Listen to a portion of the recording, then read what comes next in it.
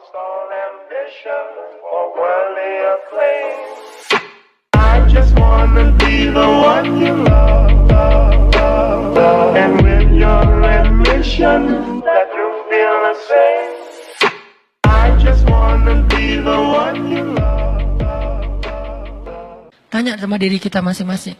Apakah yang kita pelajari setiap Rabu malam atau di taklim-taklim yang lain udah bikin kita takut sama Allah belum? Atau itu sekedar kayak wawasan doang gitu. Oh ya, gue udah tahu. Oh ya, baru tahu. Oh ya, lucu juga ya. Oh ya, seru ya. Oh ya, ini mungkin baru sekedar wawasan dan entertain. Kita pengen nyari ilmu yang bikin kita takut sama Allah. Dan rata-rata orang-orang yang hebat dalam cerita Al-Quran semuanya takut sama Allah. Salah satunya Yusuf alaihissalam. Yusuf itu salah satu bentuk adegan dia takut sama Allah ketika dia digoda oleh seorang cewek. Ceweknya tuh cantik banget, terkenal bahkan jadi simbol kecantikan perempuan Mesir. Bukan Cleopatra, tapi istri Al-Aziz. Karena ini versi Al-Quran kan cantik banget. Saking cantiknya sampai Yusuf juga tertarik kepada dia. Karena Yusuf kan terlalu keren ya. Orang kalau terlalu keren kan punya standarnya juga agak tinggi kan. Dia nggak mau yang biasa-biasa aja gitu. Dia pengennya yang kayak gimana. Walaupun itu tetap relatif kan. Relatif menurut kita kayak biasa, menurut dia udah tinggi. Menurut kita kok carinya yang warnanya agak gelap sih. Dia justru senangnya yang gelap-gelap. Kayak misalnya kayak bule kan senangnya cowok Indonesia karena dianggap kayak etnik gitu, kayak gitu ya. Agak-agak dia kurang senang gitu yang terlalu charming, terlalu bright gitu, dia nggak terlalu suka. Dia senangnya ya agak-agak ini untuk menghibur diri saya gitu. Dia senangnya agak-agak gelap gitu. Walaupun saya pakai kamera ini jadi agak-agak happy sih, setiap foto kok jadi cerah ya. Ya artinya teman-teman bahwa Yusuf punya standar yang tinggi. Kalau dia sampai tertarik dengan perempuan itu, berarti itu perempuan cantik banget.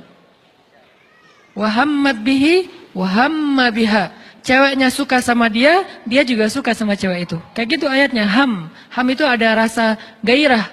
Yusuf itu normal, suka sama cewek. Jadi bukan, gue malas sama dia. Kenapa? Soalnya dia cewek. Nah ini bahaya nih. Justru Yusuf itu sukanya sama, jadi normal banget, cowok yang normal. Terus gimana kok bisa kejaga? Gara-gara Allah perlihatkan sebuah tanda-tanda. Ada banyak tafsir tentang kalimat tanda-tanda ini, yang intinya adalah yang saya pengen sampaikan adalah Yusuf takut kepada Allah. Gara-gara takut kepada Allah ketahan. Kebayang gak sih rasa takutnya Yusuf berarti lebih besar daripada hawa nafsunya? Karena udah ditutup rapat pintu kamarnya, terus si ceweknya itu udah siap menyerahkan dirinya kepada Yusuf, udah ngegodain Yusuf, narik lagi tuh. Dan ceweknya itu kayak selebgram gitu. Followersnya tuh seluruh Mesir, semua cowok tuh berandai-andai sampai mimpi-mimpi, bisa nggak ya dia kayak cerai sama suaminya, nikah sama gua gitu, terus di stalking gitu, udah cerai belum, kayak gitu-gitu kan ya. Kayak didoa-doain supaya mereka rumah tangganya berantakan. Yusuf nggak ngapa-ngapain, udah digoda sama ceweknya. Kita kadang-kadang untuk nggak ngebuka, udah nggak ngeklik sebuah postingan yang nggak sengaja muncul gitu, kayak gimana gitu. Aduh, kenapa tangan saya kayak, pengen banget ya diklik gitu kan.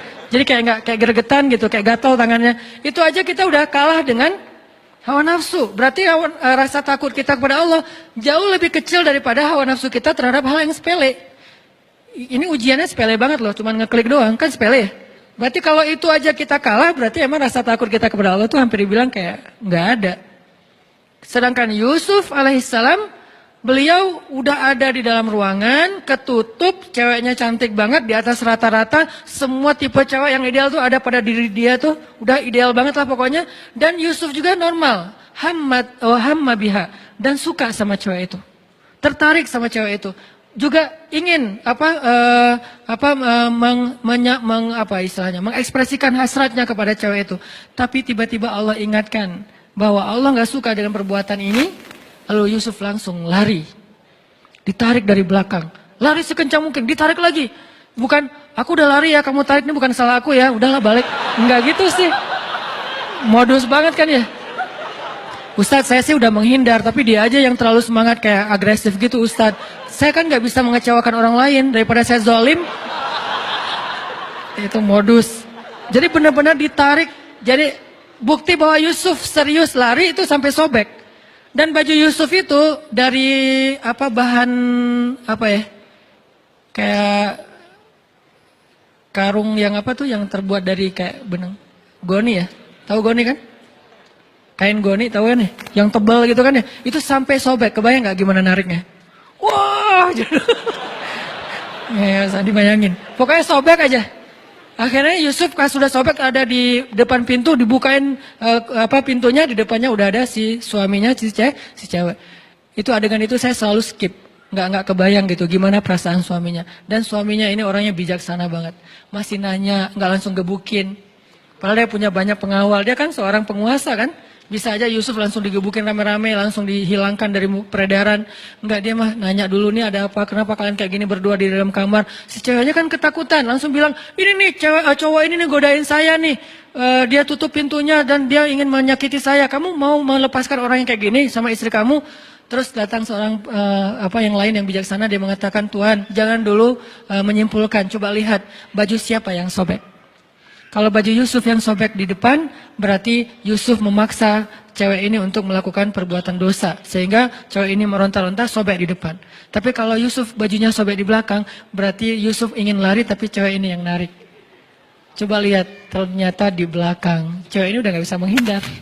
Tapi karena ini berita bisa menghebohkan jagat online, bisa viral di mana-mana dan ini membahayakan stabilitas politik negara, akhirnya emang kayak gitu pertimbangan kata ulama tafsir. Akhirnya tetap raja ini menghukum Yusuf. Di sini ada semacam kebohongan publik nih. Kenapa? Karena kalau sampai berita keluar itu adalah ceweknya yang bersalah, maka akan mempermalukan keluarga raja banget. Sehingga tetap Yusuf yang dihukum. Propaganda lah ya. Yusuf dihukum walaupun dia nggak salah dan rajanya udah respect sama Yusuf. Nanti sehingga ketika ada masalah nanya juga ke Yusuf. Intinya apa teman-teman? Rasa takut Yusuf kepada Allah itu luar biasa. Sampai ke tingkat kayak gitu masih bisa nahan. Kalau nggak ada perasaan apa-apa nahan, ya itu nggak ada ujiannya. Jadi ketika kita normal, Ustadz normal kan? Ustadz tertarik sama lawan jenis? Ya, Yusuf juga normal. Ustadz manusiawi kan saya marah? Ya, tapi Nabi Musa juga manusiawi. Nabi Musa juga bisa marah. Ustadz normal kan kalau kita sakit hati? Ya, Nabi Ayub juga bisa sakit hati ketika beliau ditinggalkan gara-gara beliau sakit. Normal kan Ustadz kalau kita misalnya kayak nyerah aja udah capek? Ya, Nabi Yunus juga pernah kayak gitu dan ditegur oleh Allah. Jadi hal-hal yang normal manusiawi ini bukan berarti kita boleh melakukannya. Yang normal dan manusiawi pada diri kita sebagiannya adalah ujian, bukan boleh melakukan. Ini kan anugerah dari Allah. Tuhan yang menciptakan saya gini loh, saya nggak pernah minta. Tuhan menciptakan saya dari awal sejak saya kecil itu saya udah nggak tertarik dengan lawan jenis, sukanya hanya sesama jenis. Ini kan Allah yang kasih, nggak bisa. Karena kenapa? Sebagian besar dari yang Allah anugerahkan dalam diri kita, sebagiannya adalah ujian. Halu'a, jazu'a, manu'a, ajula, dha'ifa. Ini kan sifat-sifat manusia yang harus diberesin. Terus ngeberesinnya pakai apa? Innal insana lafi khusr. Manusia kalau cuma ngikutin hawa nafsunya atau ke sisi kemanusiaannya, khusr, rugi. Terus cara untuk mengobatinya?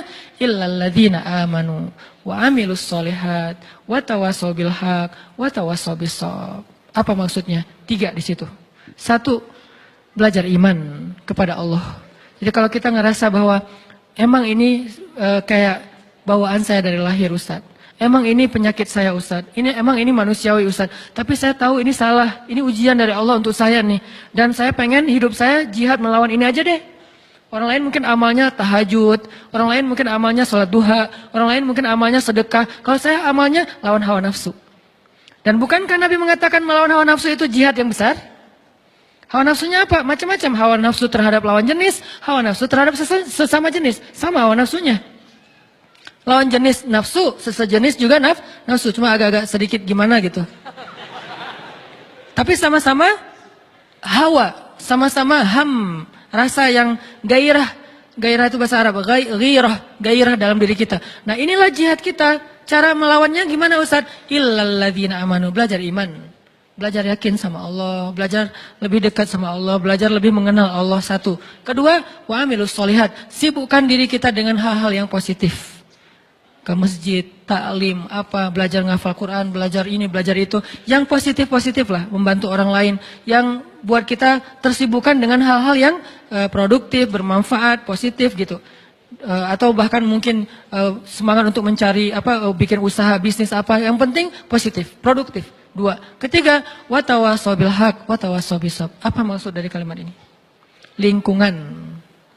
Maksud dari watawasau bil haq karena kalimatnya saling, berarti lingkungan. Cari lingkungan yang bisa jaga kita, yang bisa menasihati kita, yang bisa mengingatkan kita ketika kita salah. Cari lingkungan itu. Jangan cari lingkungan yang justru membiarkan kita, bahkan menyemangati kita dalam berbuat dosa, bahkan mendorong kita, bahkan menjerumuskan kita. Jangan itu lingkungannya, karena itu nggak akan bisa selamat dari khusr, dari kerugian. Watawasau bil haq watawasau bisabr artinya cari lingkungan yang bisa membuat kita lebih